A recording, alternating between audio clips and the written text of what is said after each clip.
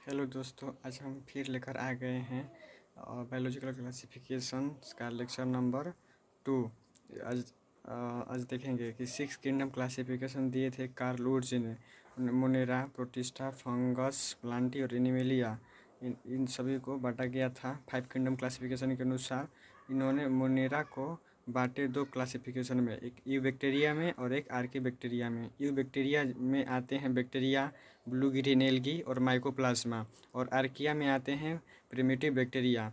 जो you bacteria है उसका डोमेन है बैक्टीरिया, और जो आर्की बैक्टीरिया है उसका डोमेन है आर्किया। और जो ये यूकैरियोट हैं, कौन कौन, तो प्रोटिस्टा, फंजाई और प्लांटी एनिमेलिया जो यूकैरियोट हैं, इनका डोमेन दिया गया है यूकेरिया। तो कितने डोमेन्स हुए? 3 डोमेन्स हुए।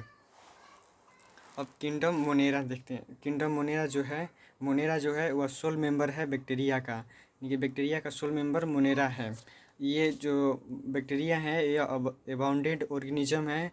एक एक मुट्ठी यानी कि हैंडफुल ऑफ सॉइल्स में 100 से ऊपर बैक्टीरिया मिलेंगे। ये फाउंड होते हैं ऑलमोस्ट एवरीवेयर।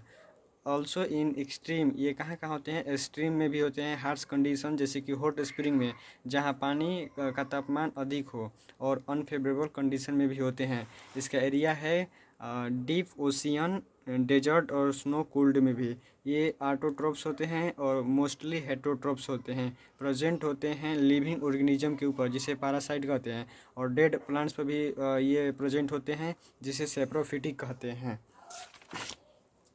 इनका न्यूट्रिशन देखते हैं। न्यूट्रिशन जो होता है ऑटोट्रॉप्स करते हैं, यानी कि ऑटोट्रॉप्स 2 प्रकार से, एक फोटो ऑटोट्रॉप्स, एक कीमो ऑटोट्रॉप्स। जो फोटो ऑटोट्रॉप्स होता है वो लाइट एनर्जी में करते हैं, कार्बन डाइऑक्साइड लेते हैं और H2S, इससे लेकर ये ग्लूकोज बनाते हैं, जैसे फूड का अपन फूड कर लेते हैं, खा लेते हैं, और सल्फर निकाल लेता है। ये इनऑर्गेनिक कंपाउंड हो गया। इसमें H2O यानी पानी का यूज़ नहीं हुआ है, इसलिए ये ऑक्सीजन रिलीज नहीं कर पाता है। तो जो फोटो ऑटोट्रॉप्स बैक्टीरिया होते हैं वो नॉन ऑक्सीजेनिक होते हैं। जैसे इसका एग्जांपल हो गया purple sulphur bacteria, green sulphur bacteria. और जो कीमो ऑटोट्रॉप्स होते हैं वो केमिकल एनर्जी प्रोड्यूस करते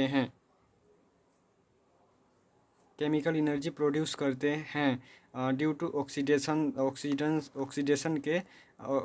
ऑक्सीडेशन के माध्यम से केमिकली एनर्जी प्रोड्यूस करते हैं। ये इनऑर्गेनिक कंपाउंड को भी तोड़ते हैं, जैसे कि नाइट्रोजन, अमोनिया हो गया, अमोनिया को नाइट्रेट से नाइट्राइट में तोड़ते हैं। ये जो नाइट्रेट हो गया, और उसके बाद ये केमिकल एनर्जी रिलीज करते हैं जो कि यूटिलाइज होता है एटीपी सिंथेसिस करने के लिए।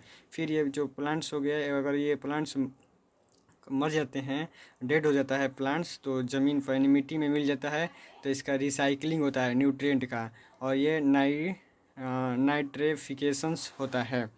इसका नोट देखते हैं कि जो इसका जो स्ट्रक्चर्स होता है वो वेरी सिंपल होता है, और ये इसका जो बैक्टीरिया का जो बिहेवियर होता है वेरी कॉम्प्लेक्स होता है। ये मोस्ट एक्सटेंसिव मेटाबॉलिकली डाइवर्सिटी में होते हैं, जिसे वेराइटी न्यूट्रिशन कहते हैं। और लेक्चर 3 देख लेते हैं। लेक्चर 3 में हेटरोट्रोप्स को देखते हैं। तो मोस्टली बैक्टीरिया हेटरोट्रोप्स भी होता है। तो हेटरोट्रोप्स में सेप्रोफिटिक आ जाएंगे, लैक्टोबैसिलस, एंटीबायोटिक, सिम्बायोटिक्स बैक्टीरिया भी आता है। तो सेप्रोफिटिक्स में देखते हैं कि ये फीड करता है डेड प्लांट्स और एनिमल्स के ऊपर, मोस्टली डिकम्पोजर होता है। और लैक्टोबैसिलस में जो मिल्क होता है, लैक्टोबैसिलस जो बैक्टीरिया होता है वो मिल्क को कर्ड में बदल देता है, यानी कि कर्ड फ्रॉम मिल्क। ये NCERT का लाइन है, और हम NCERT के लाइन भी देख लेते हैं। चलिए NCERT बुक उघार लिए हैं, दिखा रहे हैं आपको कि हेटरोट्रॉफिक जो बैक्टीरिया होता है, देखिए यहाँ पर दिया हुआ है कि ये कर्ड फ्रॉम मिल्क में हेटरोट्रॉफिक बैक्टीरिया होता है जो कि लैक्टोबैसिलस होता है। तो हम यहाँ पर देखें कि हेटरोट्रॉफिक मोस्टली बैक्टीरिया हेटरोट्रॉफिक होता है। सेप्रोफिटिक होगा लैक्टोबैसिलस जो होता है कर्ड फ्रॉम मिल्क में, मतलब कि दूध से दही बनाने में काम करता है। और एक एंटीबायोटिक, ये जो हेटरोट्रॉफिक बैक्टीरिया होते हैं वो एंटीबायोटिक फॉर्मेशन में भी मदद करते हैं। कुछ सिम्बायोटिक बैक्टीरिया होता है जो कि नाइट्रोजन फिक्सेशन में मदद करता है, नाइट्रोजन फिक्सेशन और अमोनिया का भी फिक्सेशन करता है, जैसे कि राइजोबियम हो गया, फ्रेंकिया हो गया। राइजोबियम के रूट में लेग्यूम्स होते हैं, और फ्रेंकिया के रूट्स में नॉन लेग्यूम्स, फ्रेंकिया जो होता है नॉन लेग्यूम्स होता है इसका रूट। राइजोबियम का एग्जांपल हो गया, जिससे पल्स, जितनी भी सारी पल्सें हैं उनके रूट में लेग्यूम्स मिलता है जो कि नाइट्रोजन फिक्सेशन करता है। और फ्रेंकिया का एग्जांपल हो गया एनाबीना, अल्नेस और कैसूरीना, अल्निस और कैसूरीना, ये जो लेग्यूम्स है और जो नॉन लेग्यूम्स है वह दोनों एनारोबिक होते हैं।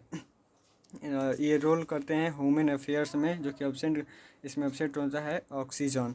सोर्स होता है, सोर्स ऑफ एनर्जी होता है, इलेक्ट्रॉन भी होता है और प्रोटीन भी होता है इसमें।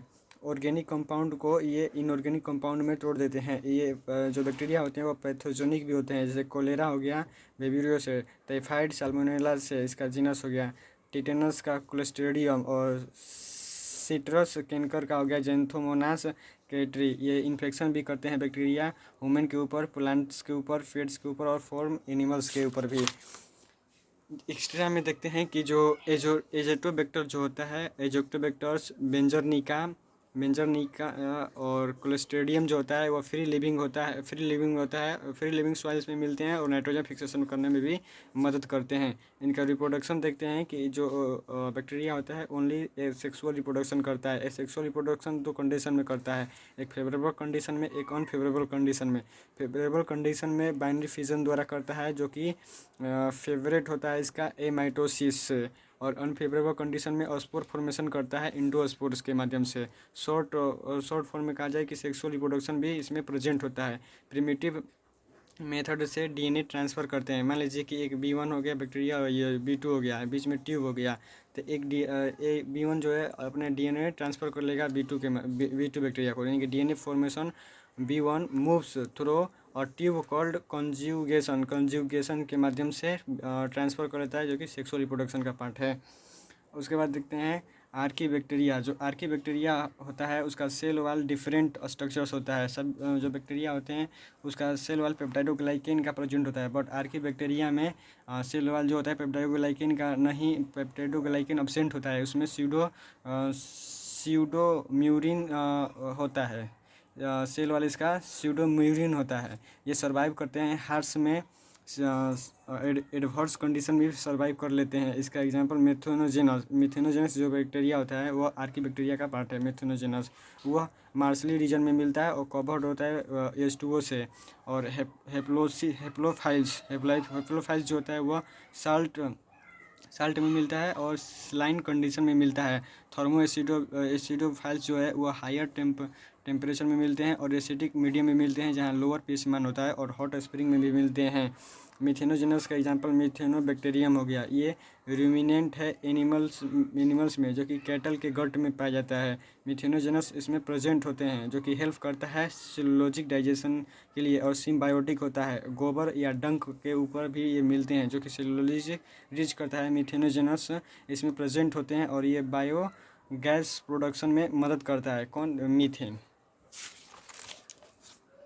माइकोप्लाज्मा। तो वीडियो ज़्यादा लंबा हो जाएगा, माइकोप्लाज्मा अगले वीडियो में देखेंगे। तब तक के लिए धन्यवाद, और बताइएगा कि लेक्चर कैसा लगा। Thank you.